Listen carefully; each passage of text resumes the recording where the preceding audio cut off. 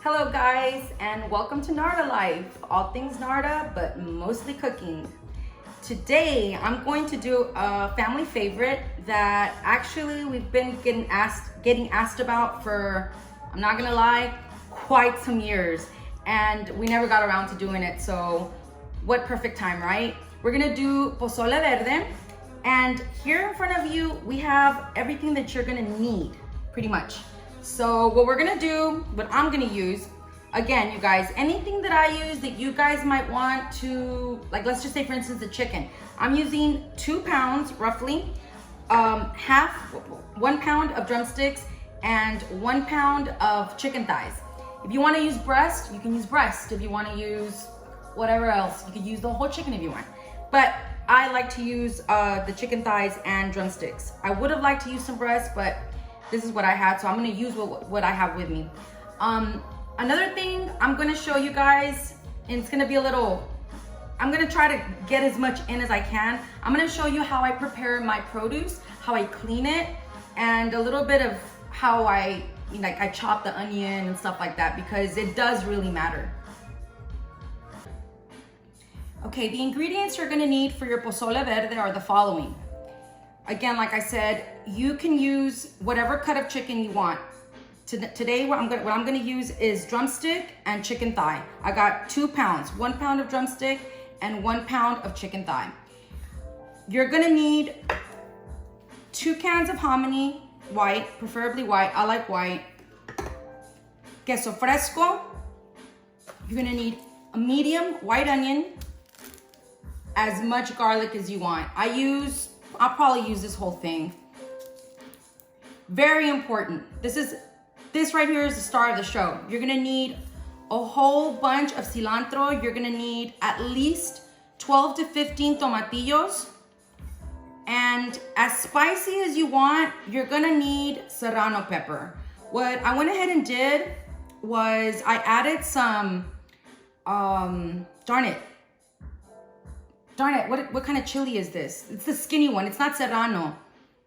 Tahiti pepper? Yes, I believe it's Tahiti pepper. But anyways, this is actually spicier than the serrano. I got approximately 12 serrano peppers here. So what you're gonna do is you're gonna put all of this to boil. You're not gonna mess with the cilantro till the very end. You're gonna put your tomatillo, your serrano peppers to boil. You're gonna add your chicken to boil. Very important, you guys. This adds a lot of flavor. You're gonna wanna add bay leaf. You're gonna wanna add at least 3 leaves of bay leaf, okay? And you can also add a couple of cloves of garlic. Now, when you're boiling your chile and your tomatillo, you don't have to add anything to it, but for your chicken, you're gonna wanna add salt. A little bit of salt, just to kind of get, the chicken flavored a little bit. So this is the way that I clean all of my produce. Bowl, spray it down with some vinegar. I know it says Myers, but it's vinegar. And I basically just, a good tablespoon of baking soda. Oops, forgot the most important part. Celery, the cilantro. This is gonna take all pesticides, dirt, bugs, anything. It'll all come to the surface. It'll disinfect and it'll clean your produce and it'll be ready to use. Then you just add some water. Make sure that it's all covered up to the top. Let it sit. If you really feel your produce is very dirty, you want to let it sit for at least 5 minutes. And then after that, just rinse. Just rinse. You can already see all that. See the water? It'll get all the dirt out. And then after that, just rinse and you'll be ready to go.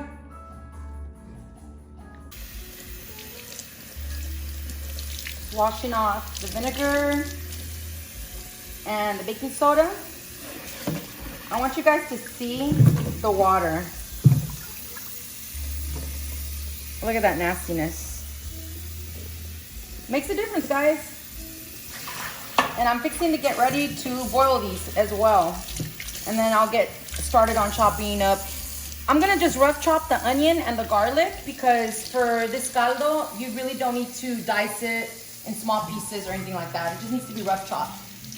Now I'm gonna show you the easiest way to cut your onion for your caldos in this occasion for your pozole verde.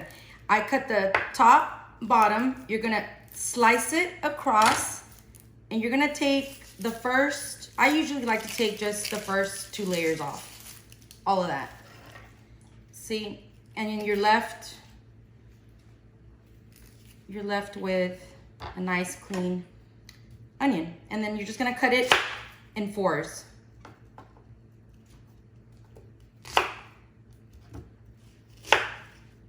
And then you can kind of cut that one across as well. So see, you just want pieces like that. For your garlic, I learned this one not too long ago off of another YouTube channel that I like to follow. The lady likes to take her knife and she literally just cuts all the way across. Boom. You take the top off. And, you know, you can sit there and mess with this if you want, but it makes it easier for you to just clean your garlic. And I'm starting to cry. Woo, that onion is strong.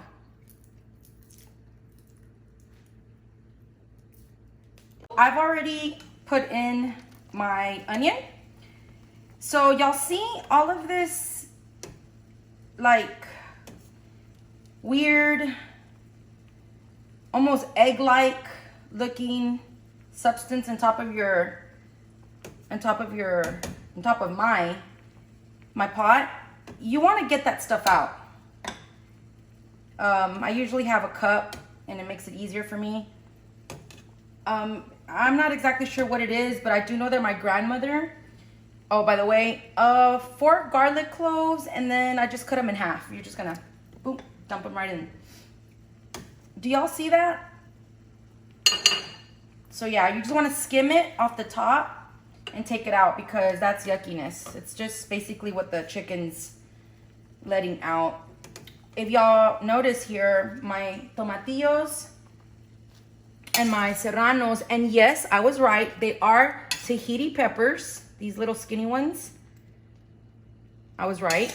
They are almost ready to go. We're gonna go ahead here in about 5 minutes or less. See, when they start busting up like that, you see that right there? It's ready to pop open. You know that they're ready to blend. So right now what I'm gonna do with my soup is I'm gonna go ahead and add all of my spices to it. So 3 bay leaves or hojas de laurel. You guys, here in my kitchen, I do not use teaspoons, tablespoons, none of that stuff. About the only time I ever do is probably when I have to bake, because I'm not gonna lie to you, I do not know how to bake. I suck at baking. I need to learn how to bake. Basically, what I do is I use the pinch method. For this right here, I'm gonna just grab, boom, right? 2 good pinches. My garlic powder, I'm gonna just, oops. Can you see that? I'm gonna go ahead and just add that. That would probably be about a good tablespoon. I don't really need to use onion powder, but I'll just go ahead and just add a little bit there, like maybe a teaspoon. Cumin's important. Cumin adds a lot of flavor. I always do this, and you guys do not screw up like I do. Sometimes I forget to put this back on here, and it's a freaking mess when I do. About that much of comino, cumin powder. And again, this Badia seasoning, this one's particularly for chicken and for fish. This one right here, I do not know where you can find it. I would say Food Town, maybe HEB, but I'm not gonna lie, I got my stuff on Amazon, because you will find it at Amazon. Actually, you'll find better prices on Amazon for these right here. I'm gonna go ahead and add a good tablespoon of that too. It gets caked up sometimes. There you go. And then stir it all all around. We're almost there, guys. And you got your tomatillos here, and I think we're about ready. Yeah, see this one right here? It just, when you see that happen, that means it's time to blend them. So we're fixing to blend these. All right, guys, we're down to the final count. So we're gonna make our salsa for the pozole verde. We got all the tomatillos and the chiles in here. We're gonna add 2 garlic cloves. You guys, I might look really tired, and that's probably because I am. Please, please, please, please. I'm so sorry about, you know, the mug. Anyway, okay, so I'm just gonna do 1 pinch. Not too much salt. Boom, 1 pinch, salt. You could do less if you're watching your sodium level, or you could do more if you like to go crazy with the salt. I like to just do less because, you know, if later on, once you mix it all together, if you feel like it's not, you know, it's needing more flavor than you can add, it's better to add than to go crazy and just over salt stuff. So anyways, a little bit, this is just gonna be like a little teaspoon of comino, basically the same stuff that I added to my caldo is what I'm gonna add here. Just a little bit of this, and this I just eyeball it. A little bit of that, onion powder, and I'm gonna go ahead and just not add this because that's just too much sodium. For your cilantro, I don't leave all of the ends. I cut pretty much all of the, what we call tallo in Spanish. But I do like to leave a little bit because that has a lot of flavor. Believe it or not, it has a lot of flavor. So you're gonna go ahead and just cut these like that. That's just how I do it here in my kitchen. Okay. And I went ahead and put some of the boiled water. I went ahead and like maybe about a cup. A cup's all you're gonna need. You don't need more than that. And we're gonna go ahead and blend this. Whatever happened to the top? Oh, here it is. We're gonna blend this and we're going to add it to our pot.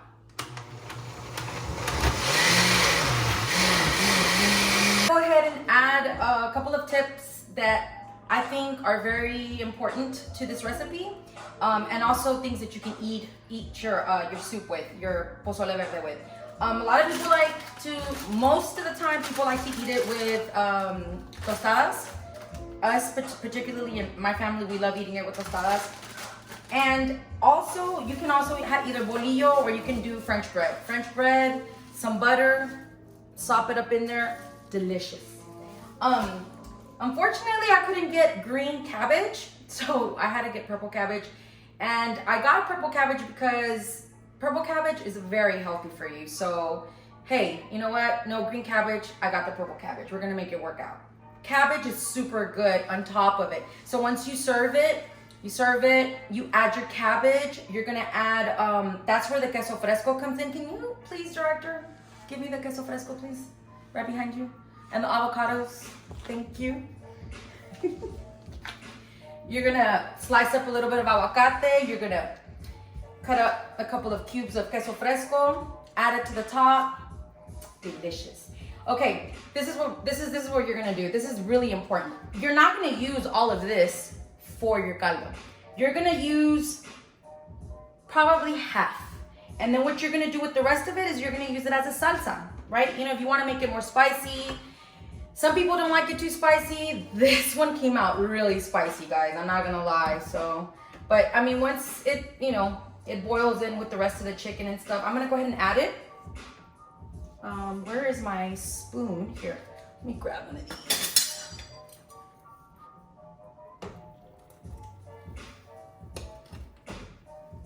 Maybe just a little bit more. I'll be nice to you, okay? One.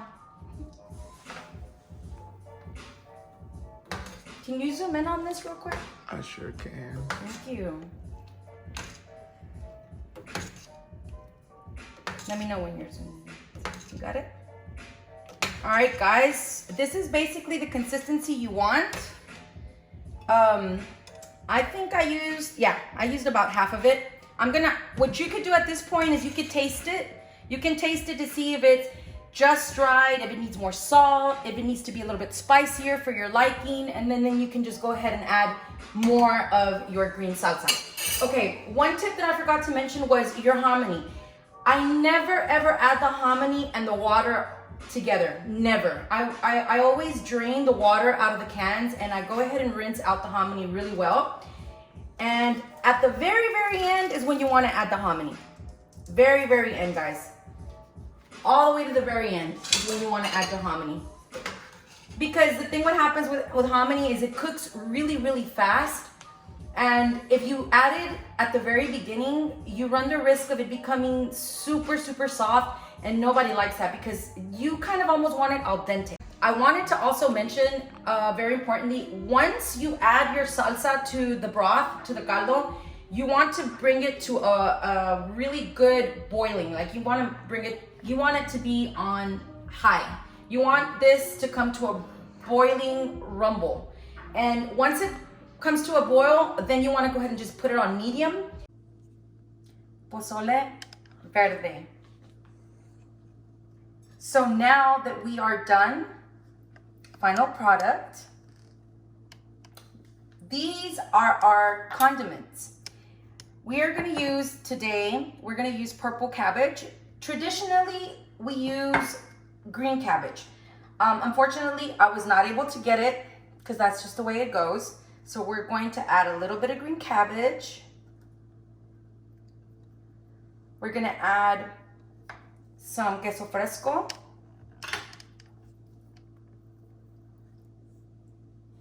Oops. And we're going to add, you can add as much, as little, as whatever. And more salsa. And there you have it, guys. Pozole verde.